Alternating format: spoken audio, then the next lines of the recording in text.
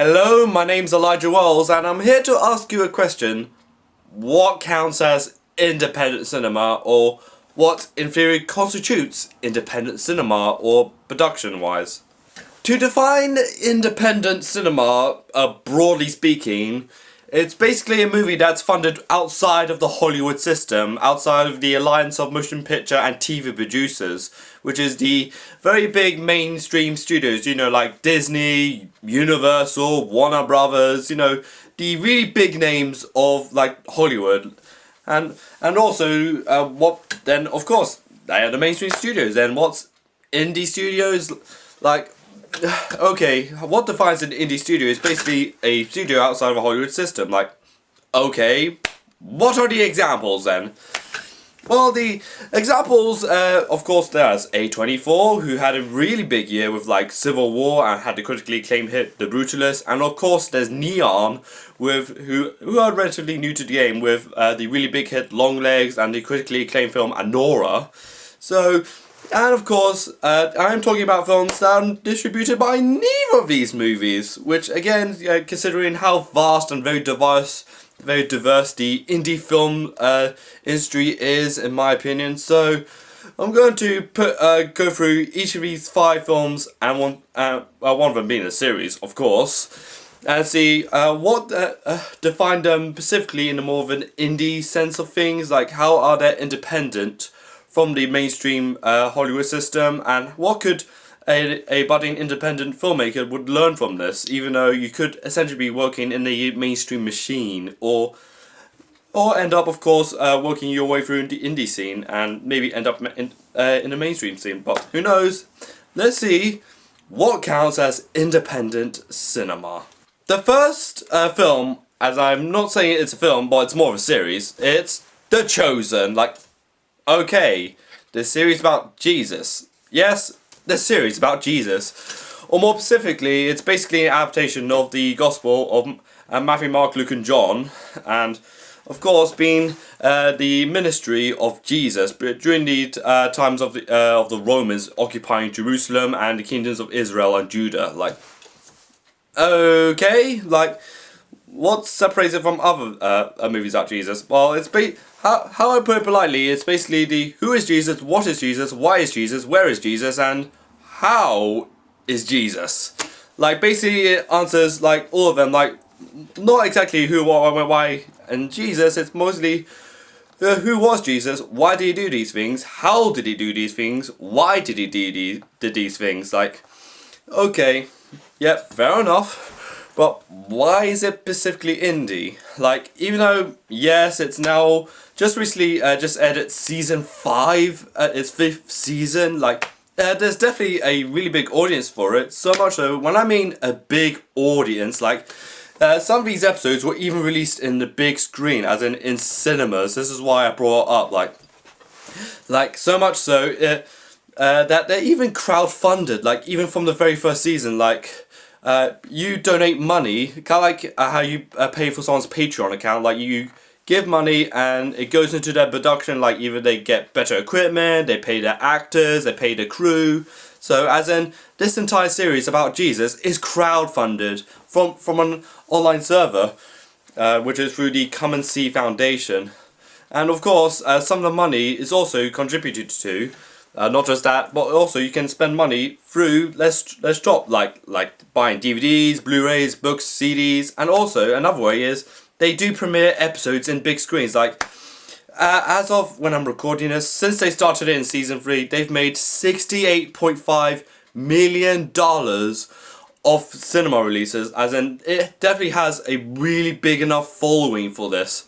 And of course, like, who's funding this? Like, even though the show's creators, Dallas Jenkins, who's obviously really huge at the moment in the terms of like the Christian film industry, particularly with his major hit released this Christmas being the best Christmas pageant ever, which did a killing in the box office from a $10 million budget to a $40 million budget, as in he definitely has a lot of clout in that specific genre.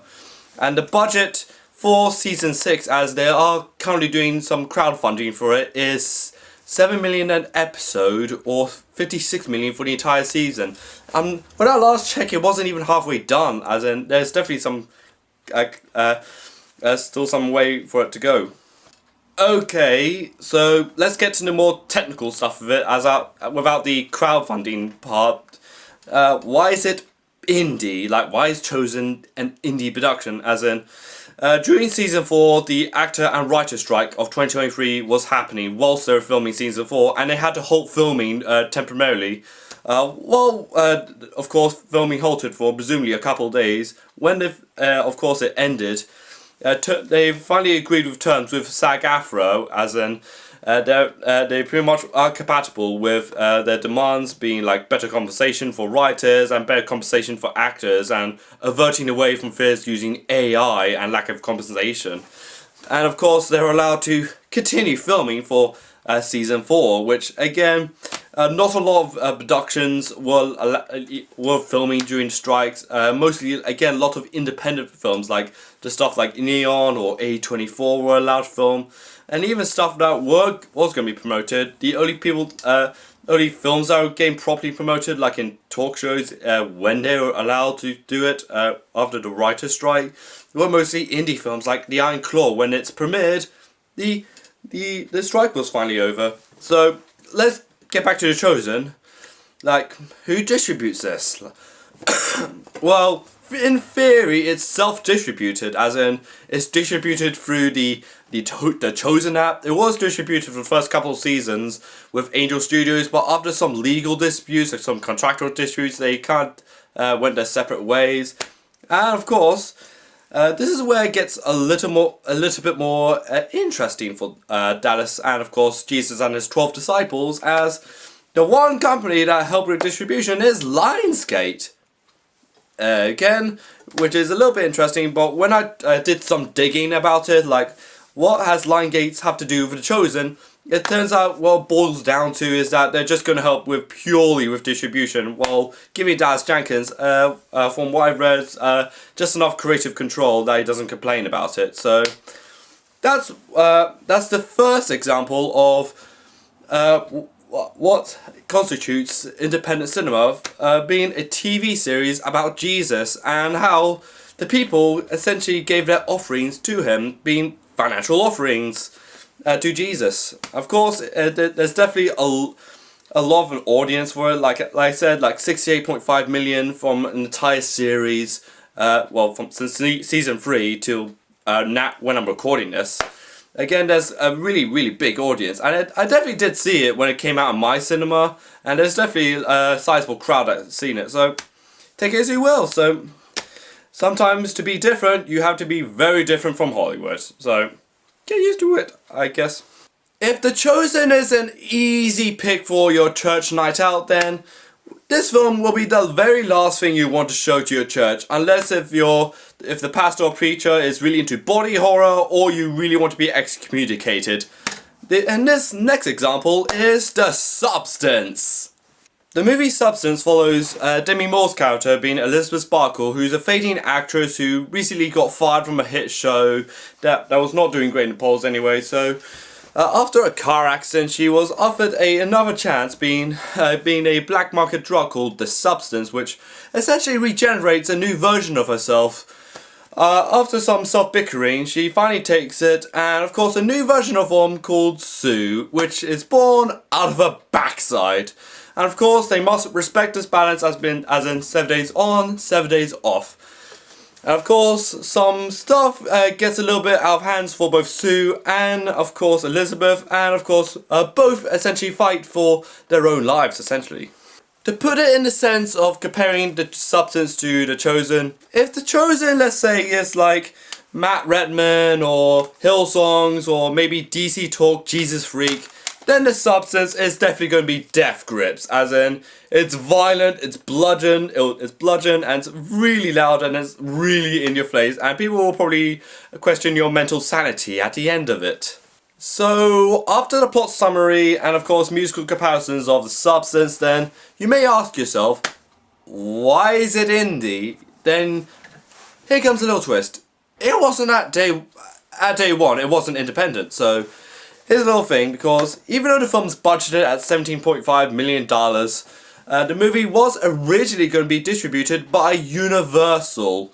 yes, the same company that did the Minions, Fast and Furious, and the Blumhouse movies, and as well as, you know, you can't get just as in Universal were originally going to distribute the Substance. Of course, I've got this World of Real article that did circulate online for a little bit, saying that Michael Fragat, the film's director, refused to edit out the film's really graphic and brutal ending. Like, if you know about the ending of Substance, then you know about the ending of Substance. Like, of course, she refused to edit down the ending, which, of course, apparently really upset the unnamed executives at Universal. So they pressed the nuclear button, as in they sold the movie. As in, like, you know what? Screw it. You're going to have to do it yourself at this point. So this is where it gets a little bit more interesting, in my opinion, more juicier details. As in, they found a new distributor, and the new distributor is Moby. Not the electronic artist, not Moby Dick, it's Moby, you know, behind the Priscilla movie that came out, directed by Sofia Coppola. Okay, they're basically a very indie film distribution that also specializes in streaming as well, since they have their own streaming place as well. And of course, they gave it a new home, and of course, the movie was an unheard of box office success, raking in $77.6 million from a $17.5 million budget. And of course, the awards, they were reaping the awards left, right, front, center. Like, even at its premiere at Cannes Film Festival, it won Best Screenplay. And even at the Golden Globes, it recently got nominated for like 5 Golden Globes. Even though I'm recording this now, that's way before the BAFTA nominations came out and the Oscar nominations came out. Even though I'm expecting it to get at least a couple nominations, like 3 or 2 top, 3 or 2 bottom maybe. But the movie is not exactly for everyone, considering how graphic it is, but we'll have to harken back to, is it really indie? Because Universal did essentially just pay $17.5 million for a film that doesn't even have their own label in it. It is certainly interesting in the case of Substance, even though the first tell that Universal were involved in this movie is that their usual financial partner, Working Titles, also helped out in the movie. Even though, unlike Universal, where they called it quits, they still had their names attached to this movie. Working Titles is a UK-based production company and distribution place as well.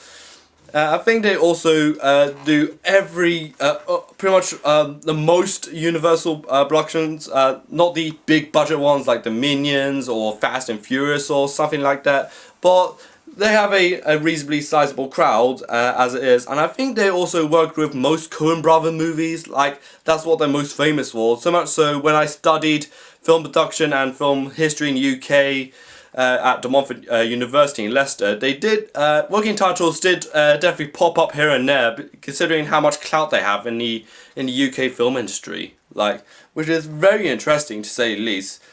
On the question of whether The Substance is indie, considering that Universal did financially back this movie, but eventually handed over to Moby, I say maybe. Even though there's a lot of awards, like giving it the award of Best Indie Film, like, okay, considering it's under the Moby label, so yes, but it was financed by Universal, so, and they did call it quits when the director refused to edit the movie down. So I think you can take it in the direction that it's an independent film, but I think you're going to have to put a pinch of salt onto it. So my verdict is The Substance indie or not, so I think yes, it's indie, because I think if it were in a parallel universe, if it was, I don't know, distributed by Warner Brothers or 20th Century Fox or something like that, or was given to a streaming site like Netflix or Prime Video, then probably not. But I think if it's, like, again, Moby did come in to save its day, then yes. If it's like any other studio, like Neon or A24, then yes, it's still indie in my books. Another example of what you can count as independent cinema is the Francis Ford Coppola movie Megalopolis.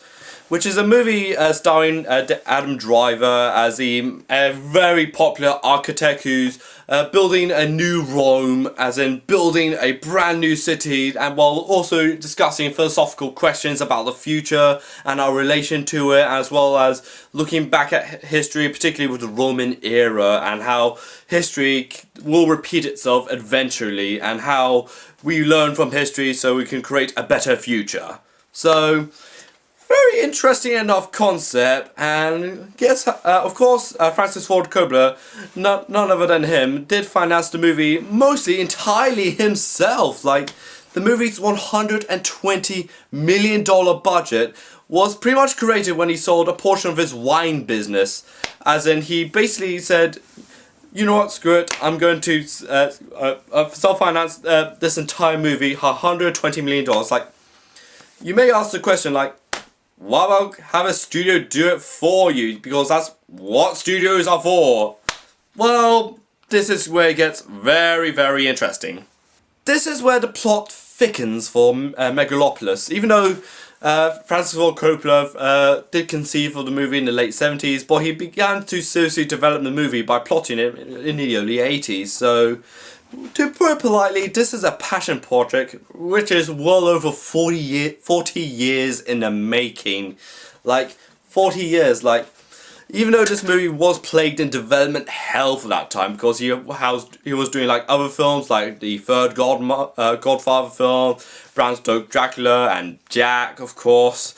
Like, he definitely was not the biggest or that most household name in Hollywood, but he is responsible for making some of the greatest films in history, like the Godfather trilogy and The Apocalypse Now. So, you may ask, like, why didn't the big studios, like, give him all that money to begin with? Like, of course, yes, he had essentially had enough wealth to build up that he essentially self-financed the movie himself, because he wasn't really a reliable name in the box office at that point, because he was going through like a very lengthy hiatus, and he was making a lot of flops in the box office, particularly in the 80s, where he was not being made to make any like really big budgeted films, and that he basically made fewer and fewer films, and so much so, you know what, he was like, you know what, screw it, I'm self-financing my own passion project. That's how Megalopolis came about. Even though the film did struggle to find a distribution after the Cannes Film Festival, particularly when it opened up to very polarizing reception, then what came to save the day? It was Lionsgate. Remember those people from The Chosen? Well, this is where the plot, particularly for Lionsgate, gets very, very interesting. After a little bit of digging about Lionsgate, then I come to a really surprising plot twist, is that Lionsgate were never a studio within the system that is the Alliance of Television and Motion Pictures Producers, as in, this is essentially an independent company that's essentially distributing an independent movie. Like, after all this time, like, Lionsgate were outside the Hollywood system this entire time. Like, how I found this out, it was through an article saying that they're allowing promotion for the Hunger Games during the strikes. Like, okay, now this is where it gets very interesting. Like, you're saying that the distribution company behind Saw, Hunger Games, and John Wick are indie? Like, this does puts a lot of fascination into the topic of, like, independent versus Hollywood system. Like, even though they were definitely on the side of the mainstream studios, as in they didn't allow too much promotion of the, let's say, the Fourth Expendables movie and the Saw movie, as of course, like most mainstream movies around the strike periods of 2023, the actors of course didn't promote the movie because, well, why do I want to promote the movie when you're not paying me residuals? And of course, what about the writers? Guess what? They're not working at Fallon or Kimmel or whatever talk show you're watching nowadays. Like, again, it was a weird rock and a hard place situation for Lionsgate. So the article released down there saying that, okay, we're allowing the Hunger Games to it be promoted with the terms and conditions set by SAG-AFTRA, which is very interesting. But we'll just pivot back to Megalopolis quickly. So going back to Megalopolis, like, is this an independent film? Even though Francis Ford Coppola hasn't used the word independent or indie all that often. But, however, given that he self-financed the movie by selling his wine business, and of course contributed to the film's enormous $120 million budget, of course the movie's mixed reviews, and it's very puzzling word of mouth. The movie only just had somewhat of a dent in the box office with $13.9 million when in its return, as in it got over 10% of its budgets back. So, considering that Francis Ford Coppola is definitely more or less well off enough to maybe recoup the loss, and that's also being announced that he has another movie in the can already, considering for a director that's in his mid-80s. Like, I do applaud him, like, to a massive extent. Like, even though the movie has been in development hell for like the better part for like 40 years, even though I did make a review about it and I gave it like a really mediocre reception, but only time will tell if this movie's reception will be getting better or getting a lot worse, even though Francis does insist that the movie will get a lot better with age, like his wine business. From one master to another, we go to another movie, whether you can consider it indie or not. We'll go with foreign films of this time. This time it's Hayao Miyazaki's most recent outing, The Boy and the Heron. It follows a boy who's grieving the loss of his mother during the Pacific War, so he and his dad and of course his new mum move out to the countryside, and that's where he notices an abandoned tower that will take him to essentially a different world. Where he also interprets his own loss of his mother and also meets up with a heron that's voiced by Robert Pattinson. Even though I've covered the past three films are all independent productions, but all three films I did mention were all American movies, but this time I'm definitely going to spice things up a little bit by doing a film that's not even based in America, let alone even made in America. This time in Japan. Which is, again, going to be a very interesting take, which I'm going to discuss how, of course, a well-known Oscar-winning anime movie coincided with the current American indie scene. So, this will get very interesting. The first sign that the movie is independent in the eyes of America is that the English dub, was done under SAG-AFTRA's compliances. As in, the actors were allowed to dub the movie into English, of course. Like, even though the dub cast is absolutely stacked, like it has Christian Bale, Dave Bautista, Willem Dafoe, and of course Mark Hamill, Robert Pattinson, Florence Pugh. Like, the cast of the English cast is like really stuffed. Like, it's really big. Like, okay, like, yes, of course, during the 2023 labor strikes of Hollywood, the anime dubbing community apparently remained completely unaffected. Like, who knows, they'd be dubbing the Demon Slayer season and it'll be completely unaffected by the strikes, unless, of course, there's some hindrance by mainstream studios, since Crunchyroll or Aniplex is being owned by Sony, so I imagine there's some clutches in the way of some sort. But, okay, that's one obstacle out of the way for Studio Ghibli, but here's another question, like, is Studio Ghibli independent even for Japanese standards, and what's the indie scene like in Japan?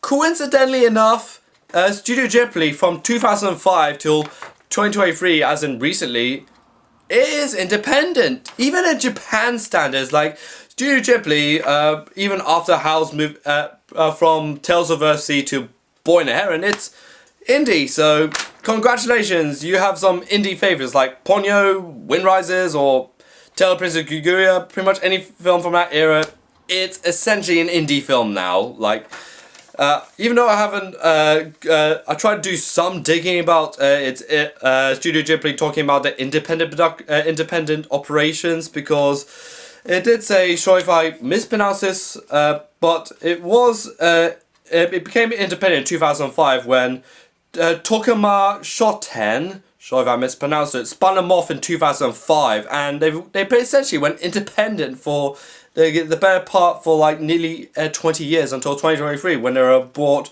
by Nippon, and of course keeping Studio Ghibli's creative infrastructure and management deals intact, which is a very good thing, because the last time anyone bought out a studio, looking at you Disney when you brought out Blue Sky, Blue Sky went bust, which is again really interesting to learn that even the biggest name in Japanese history did go independent, even at the biggest box office time of the company's time at the moment, which is again very fascinating to see. And also, even though the movie Boy and Heron is independent, now even in Japan standard, this is where things got very dicey and got very, very interesting indeed. When I went through the articles about Studio Ghibli's independent era, the closest thing I found to Takara Shoten's time with Studio Ghibli was an article about how Disney essentially screwed over Ghibli, but that's a completely different video altogether. But what's very iconic about Boy and the Heron is that the movie was released in Japan with no advertisement. Like, the only thing that advertised this movie was just a poster of the heron, which again, Studio Ghibli did vehemently defended. They did say in an article saying that we essentially want to go back to a time before the internet where people had a lot of expectations for this movie. So without the trailer and with very minimal print posters, we're just saying, like, come in blind, come in with no expectations, without knowing anything about it. So it was a very ingenious way to market a movie, as in, hey, here's a movie, it's just a poster, you know nothing about the movie, let alone plot or let alone what the casting of the movie is. So essentially it's like before the internet and like YouTube or Twitter or anything like that, where you watch a trailer and you watch fan theories and you try pit pieces together and you try to figure out what's going to happen with all the evidence you have. But for Boy and the Heron's cases, you knew nothing except a poster. It reminded me a bit of like how Radiohead did what's in my opinion my favourite album from them, being In Rainbows, where it was famous for releasing this entire work of album without any notice, or if they did have any notice, it was extremely minimal. Like, even though my favourite song is Videotape, well, you don't ask, but it's basically a surprise release, like what Studio Ghibli did with Boy and the Heron, as in give you very, very little about what the project was until it eventually came out. And kind of like In Rainbows, it was unanimously acclaimed, even though Studio Ghibli was surprisingly not too out the open about the film's budget. They did say it was the most expensive Japanese production, regardless if it's anime or live action. But however, the most expensive most expensive Japanese production is Tale of Princess Kaguya, the final film by Issei Takahata, which had a very huge budget of $49 million. So, for consistency's sake, I'm going with $50 million, even though I have no idea how inflation works in Japan and how inflation prone the country is. So, the film's box office wise, it was a gigantic success, like a huge hit in Japan, huge hit in China, and even a huger hit in America, where Studio Ghibli had their first #1 a week after Godzilla -1. Like, it was a really good week for the Japanese commercial sense, as the movie did rake in $294.2 million worldwide, as in the movie made a huge killing in the box office, and of course won an Oscar, won a BAFTA, and did win the Golden Globe, and was also nominated for a Golden Globe for Joe Hisayashi's score. So it was all smiles all around. And of course in America it was distributed through G Kids, which is also another indie company.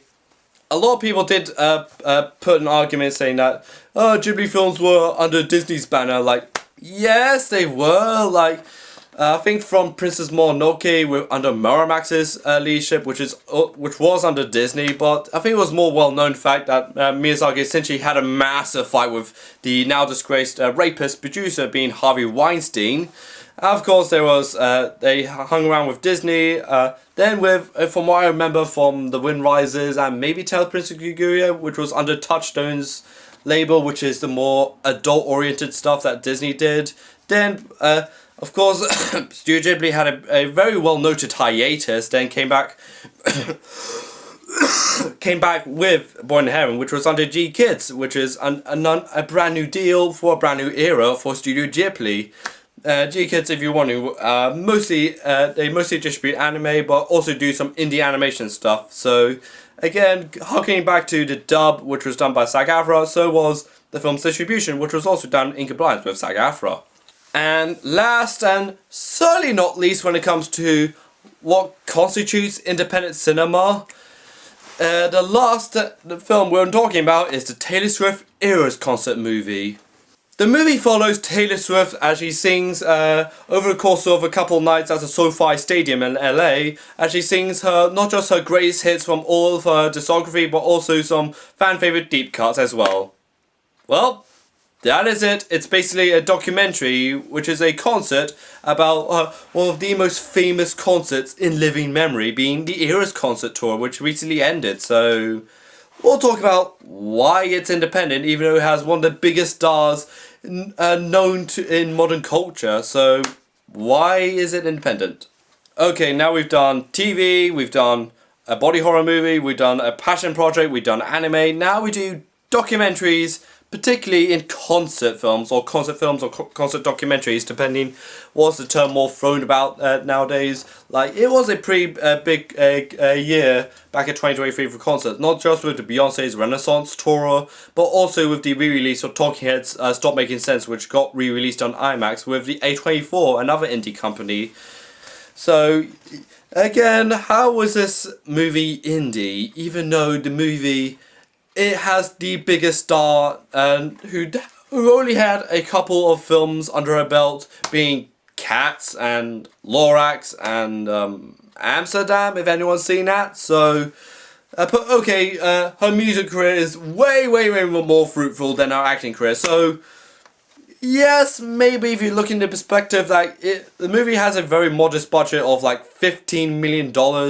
Of course, the movie did make back a whopping box office receipt of $261.7 million in the box office. That's then, like, you can say it was definitely majorly plausibly profitable for her. So, again, $15 million. Again, documentaries are relatively cheap to make, as in they're not costing like $100 million to make, like a superhero movie, because you probably just have a camera and some sound guys and maybe an editing crew and probably yourself and maybe some people you need to interview. But no, it's a concert movie, and of course it's mostly just going to be her singing to her adoring fans. And of course, I've got an article down below saying that she essentially, most of it, she self-financed it, and she had some assistance with some other financial backers as well, but for the most part, she did also self-finance this movie.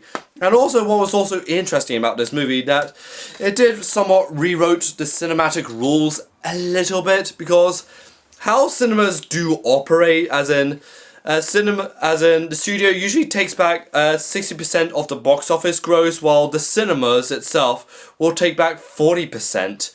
What the Eras movie did was a lot more interesting, as in the studio got only 55% of its money back, while the cinemas took back 40%. And also, it was also alleged that Taylor Swift also did take out a really big, nice paycheck out of this movie as well. So, okay. So, studios and cinemas are paid a little bit more differently than usual, but here is a little twist. This is where it gets very interesting for Taylor Swift, as in the movie didn't really have a distributor at all. Like, the movie's official distributor is AMC, which is a cinema chain over at the United States and maybe in Canada as well. But it's very interesting that Taylor Swift went out of her own way to cut the middleman. As in, how studios usually work, how film distribution 101 usually works is that let's say this is a movie, and the movie, of course, needs a distributor. So the person distributes it. Let's say it's Universal, Disney, Warner Brothers, or 20th Century Fox, or something like that. Or they look at the movie, and of course, like they distribute it to all the cinemas around the world. And part 3 is the cinemas, as in they give it a set amount of times they show it, and what times they're going to show it. If it's like a child-friendly movie, it's going to be shown in the mornings and afternoons. If it's more of an adult-oriented movie, it'll be shown in some parts of the afternoon and mostly evenings. How I know this? Because I work in a cinema. And I can tell you, like, the frenzy around Taylor Swift was insane.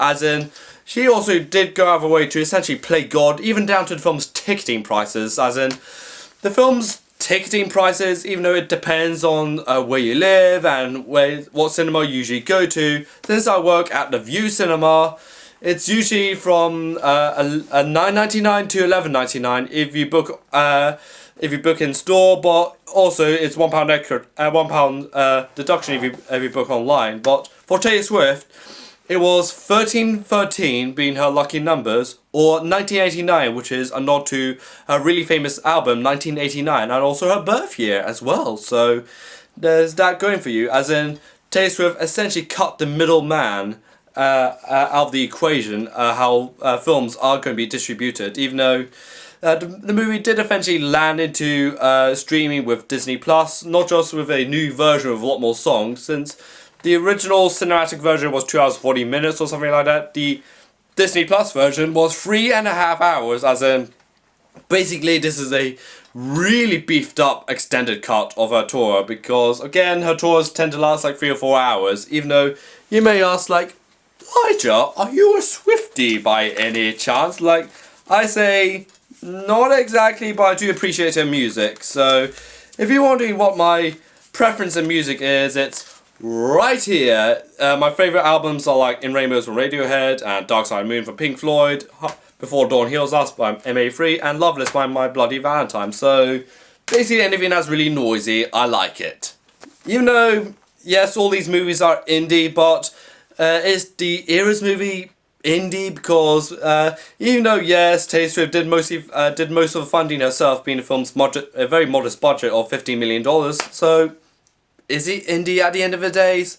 I say yes, even though her privileges does maybe raises some eyebrows, but again, this is an incredible achievement that Taylor Swift has definitely done, as in did it her own way, as in didn't want to bargain or pretty much want to talk up to another studio, so she essentially, with the help of a literal cinema chain being AMC, help out distribute the movie itself, as in like cutting out the middleman altogether, which is again a very fascinating thing, something that's really done. Like Beyonce did it in that similar way, or Talking Heads did it, but however they had to stick with a middleman being A24. But however, it's an independent studio, so which is outside of Hollywood system. So I think both A24 and Talking Heads came out of it very happy for a once in a lifetime opportunity. So even though she did play around with pricing a little bit, like $13.13 to $19.89 for a ticket, I feel like it's also indie.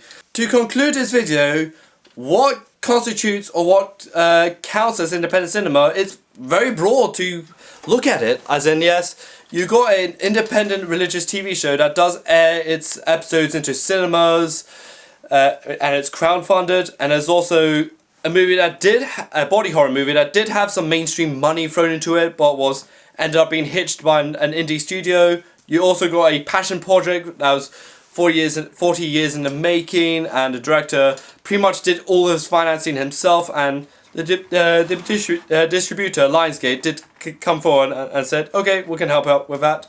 Or an anime that is indie, that's also indie in Japan standards and as well as America standards. And of course we got a musical icon that did it her way, because she can just shake off all that money off, and of course she still is the number one. And we'll just say she isn't exactly the one that got away with a getaway car. We'll just say indie films are very diverse. Like how they're financed, like I just said earlier, like there's no specific way how you want to deal with indie films, like how you want to narrow it down to. It's not down to like, ooh, it has my favorite directors on it, ooh, it has some up and coming actors on it, like, ooh, it's about this certain aesthetic. Like, it's purely down to money. That's how it works, and how distribution works, and how distributions are essentially the middleman of Hollywood, like, which is something that is very introspective about Hollywood, and also very intriguing in Hollywood, to my opinion, and to a major extent. So that concludes the video. So what do you see as independent in Hollywood now, considering what you've learned from this video now, as in if it's crowdfunding, some mainstream money thrown in for a little bit, some self-financing, some foreign films, or even a pop icon just raising the game of Hollywood. So tell me what you think about independent cinema. So, what do you think about what constitutes independent cinema? Like this video, subscribe to my channel, follow me on Twitter, Instagram, Letterboxd, as well as Blue Sky and Threads, and comment on my video down below. And this is Elijah Wells, and bye.